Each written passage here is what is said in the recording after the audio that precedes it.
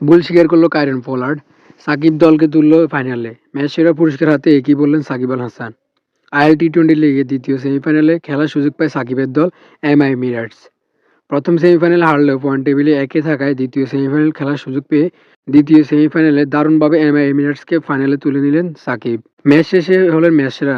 MI Abu Dhabi United Riders প্রথমে bat করতে এসে সেভাবে রান তুলতে পারেননি, যেখানে অবিশ্বাস্য বোলিংয়ে চমক দেখিয়েছেন সাকিব আল হাসান।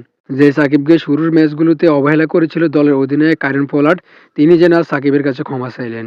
মাঠে বোলিংয়ে চমক দেখিয়েছিলেন সাকিব, যেখানে 4 ওভার বল করে কোনো উইকেট না নিলেও মাত্র 20 রান খরচ করেন তিনি। আবুধাবি ইউনাইটেড রাইডার্স মাত্র 121 রানের টার্গেট দেয় এমআই এমিরেটসকে।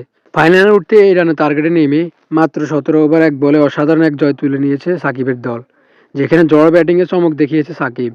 একের পর এক বাউন্ডারিতে 24 বলে 38 রান করে ফেলেন এই ব্যাটার। তবে শেষ মুহূর্তে দলের জন্য যখন 2 রান প্রয়োজন, তখন ছক্কা মারতে গিয়ে আউট হয়ে সাজঘরে ফিরে যান এই ব্যাটার। এরপর দুর্দান্ত এক বাউন্ডারি মেরে দলকে জয় এনে দিয়েছিল টম বেন্টন।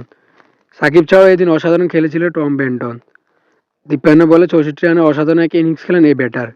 এদিন সাকিব বল হাতে 4 ওভারে মাত্র 20 রান খরচ করে এবং ব্যাট হাতে মাত্র 24 বলে 38 রানে জয় ইনিংস খেলে দলের নায়ক বনে যান সাকিব।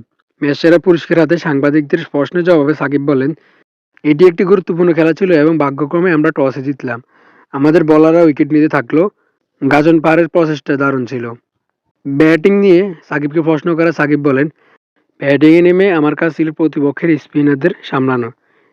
এরকম পিচে রান করা একটু বেশি কষ্ট ছিল।